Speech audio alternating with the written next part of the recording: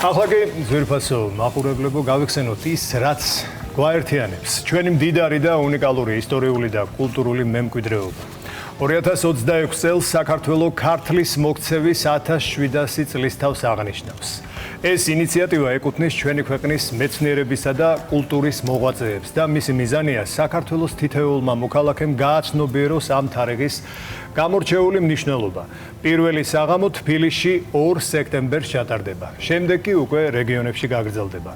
აი ამ უმნიშვნელოვანეს თარიღთან დაკავშირებით უფრო მეტ ინფორმაციას ჩვენი ძვირფასი სტუმრები ამ საინიციატივო ჯგუფის წევრები ბატონი მერაბ კოკოჩაშვილი და უმშვენიერესი და უსაყვარლესი ქალბატონი ნატო მეტონიძე მოგვეყვებიან.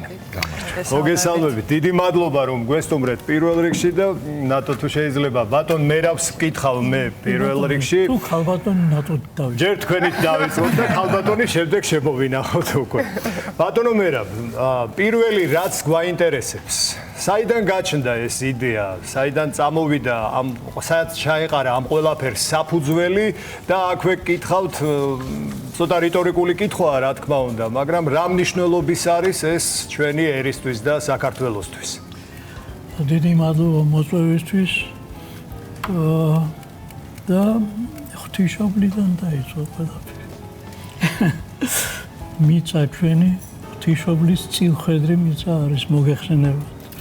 და აქედან გამომდინარე ქრისტიანობის სახელმწიფო რელიგიად ჩამოყალიბების ცნობის დღე და წელი არის უაღრესად მნიშვნელოვანი საქართველოსთვის, ვინაიდან ამაზეა მთელი ჩვენი კულტურა დღევანდელი დაფუძნებული, თუმცა მანამდეც იყო თავისთავად ცხადია ქრისტიანულ კულტურამდე. მოდის 1700 წელი, მომავალი წელი, სწორედ ამ თარიღის აღნიშვნასთან არის დაკავშირებით და თქვენ წარმოედგინეთ რა მნიშვნელობა აქვს მთელი საქართველოსთვის, მისი ისტორიისთვის, დღევანდელობისთვის, კულტურისთვის, მეცნიერებისთვის, აზროვნებისთვის საერთოდ იმას, რასაც ქრისტიანობა ქვია.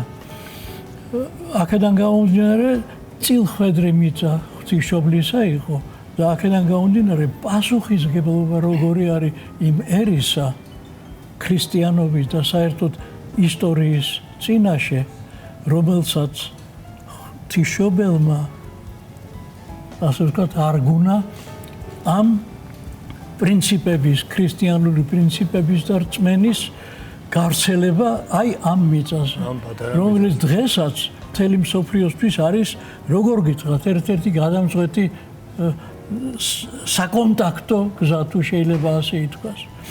აი ყველაფერი ეს გვაფიქრებინებს იმას, რომ როგორც ქართულმა მეცნიერებამ, ისე ქართულმა კულტურამ და ისე ქართულმა რწმენამ, ქრისტიანობამ, რომელიც სხვათა შორის აი სწორედ რამოდენიმე დღის წინ ეს იდეა ურთიერთგაგებისა, ურთიერთშეერთებისა, რაც არის საფუძველი ამ ჩვენი დღევანდელი შეხვედრის და მომავალი წლის მთელი ჩვენი საიუბილეო დღეებისა, ჩვენმა პატრიარქმა დალოცა. მადლობა და მე მინდა მხოლოდ ერთი რამ დავამატო მას ყველაფერს, სანამ ქალბატონ ნატოს გადავცემდი სიტყვას, დავამატო ის ამბავი, რომ უდიდესი პასუხისმგებლობა, როდესაც შენ ღვთისმშობლის ასე ვთქვათ, მიწაზე გეძლება უფლება განახორციელო ის, რაც ქრისტიანობის რწმენასთან და სიკეთესთან არის დაკავშირებული. რაც მატერიალური ბრძოლის გარეშეც არ გამოდის, თავდადების გარეშე არ გამოდის, თავგანწირვის გარეშე არ გამოდის, მაგრამ საფუძველი და საფუძველი მაინც ჩვენი რწმენისა არის გიყვარდეს მოყვასი შენი ვითარცა თავი შენი. ესე იგი სიყვარული არის საფუძველი და საფუძველი. აი მომავალი წელი ჩვენ გვინდა იმ გამოვლინებაში, იმ სათაურში, რაც შესანიშნავი სათაურია აქ ამ ერთიანობას ჩვენსას, იყოს სწორედ ამის გამოხატულება. ყველა იმ თავდადებისა, ყველა იმ სიყვარულისა, ყველა იმ რწმენისა, ყველაფრის ერთად, რამაც ჩვენი ასე ვთქვათ, ქართული იდენტობა შექმნა. ქართული იდენტობით უნდა იყოს და ქართველებისთვის მიწოდებული ყველაფერი, რაც ამ საიუბილეო თარიღთან მოიტანა ქართველმა ერმა.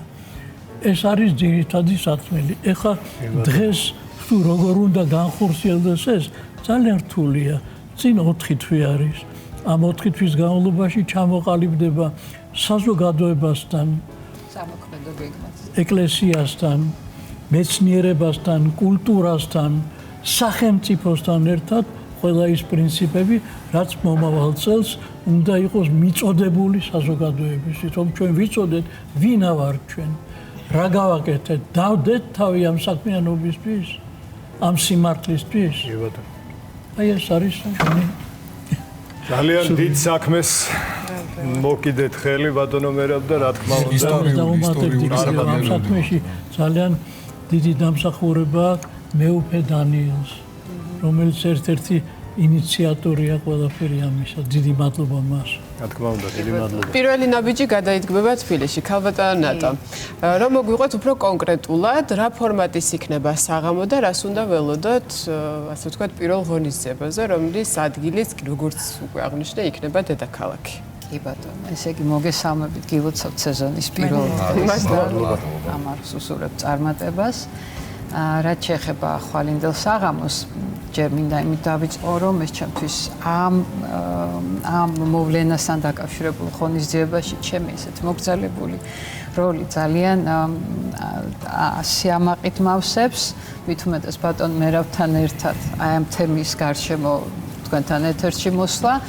ძალიან დიდი პასუხისმგებლობა, ჩემი წვლილი ამ ყველაფერში ესეთია ცოტა მოგრძალებული იმ თვალსაზრისით, რომ მხოლოდ აი რაღაც რჩევის კონსულტაციის სახით გამოვადექი, ასე ვთქვათ, ხვალინდელ ღონისძიებას, ეს გახლავთ ღონისძიება ძალიან ტრადიციული, სადაც სპეციალურად შეიქმნა ტექსტი, საინიციატივო ჯგუფის მონაწილეებმა შექმნეს ამ საღამოსთვის ტექსტი, თავისთავად ამას წამყვანები მოგვითხრობენ სცენიდან, იქნება ასევე ვიდეო, რომელიც გავა თემატური ვიდეოები, რომელიც გავა ეკრანზე და იქნებიან მუსიკოსები, რამდენიმე მუსიკალური ნომერით გაფორმდება ეს საღამო.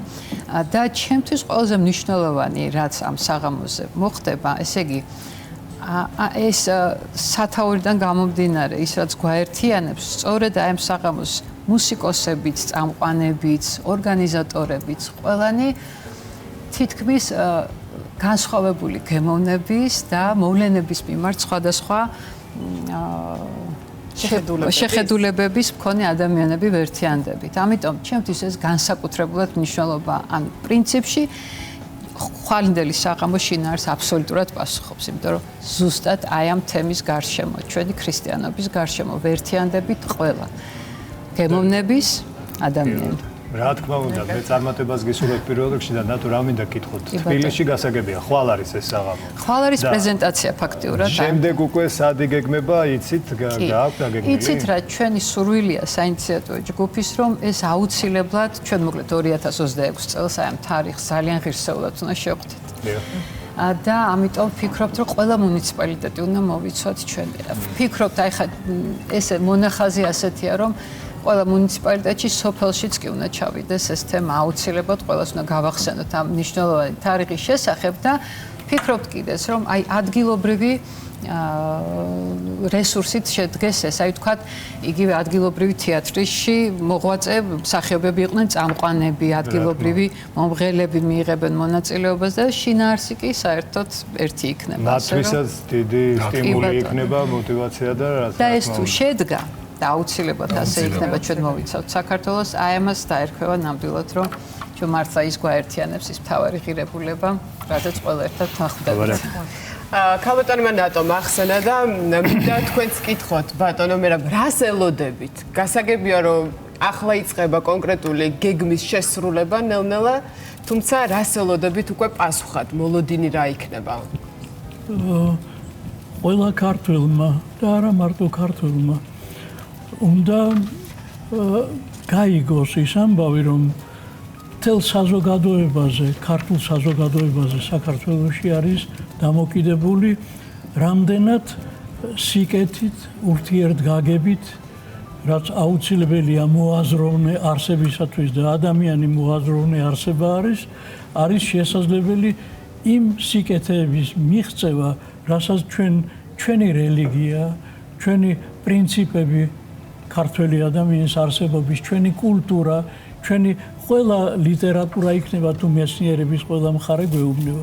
აი ყველაფერი ეს კიდე ერთხელ უნდა გავიხსენოთ და ყველაფერი უნდა გავიხსენოთ, აი როგორც ქალბატონმა ნატომ ბრძანა იმ გარკვეულ საღამოებთან, საუბრებთან ერთად იმ ადამიანების გახსენებით, რომლებმაც ამ სიმართლისთვის და პრინციპებისთვის, ქრისტიანული და რწმენითი პრინციპებისთვის თავი დადეს, გაწირეს თავი.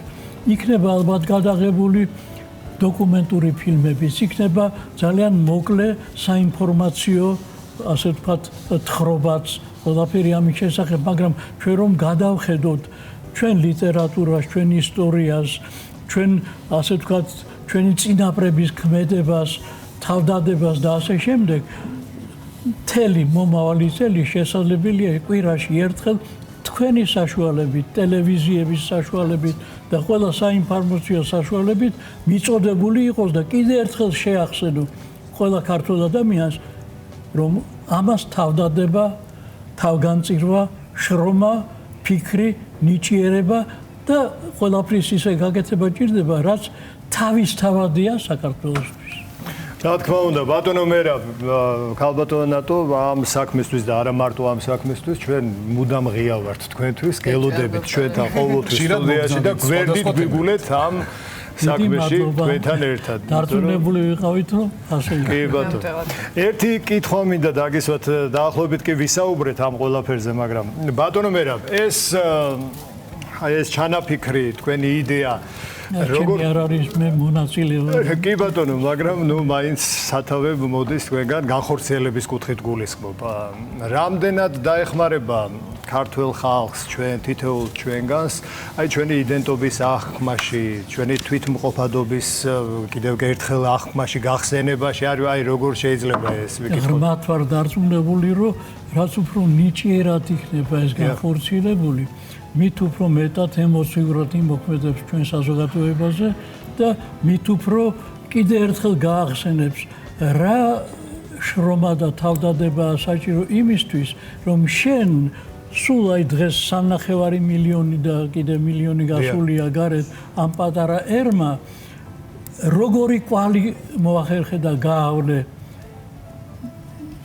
შენი არსებობის განმავლობაში და ამ უაღრესად რთულ პირობებში, სიტუაციაში, პოლიტიკურ სიტუაციაში, რაც დღეს არსებობს, როგორ უნდა მოიქცე ურთიერთგაგებით, სიკეთით და არა ელემენტარული ძალისხმევით, რომ შენი იდენტობა შეინარჩუნო და შენი კულტურა სხვისთვის საინტერესო და აუცილებელი გახადო. ძალიან დიდი მადლობა. ეხლა ამ გამოწვევების წინაშე ვარ და მომავალშიც ეს გადაგვარჩენს ამის ჯერა. უდიდესი საქმეა, წარმატებები და დიდი მადლობა სტუმრობისთვის. დიდი მადლობა. დიდი მადლობა.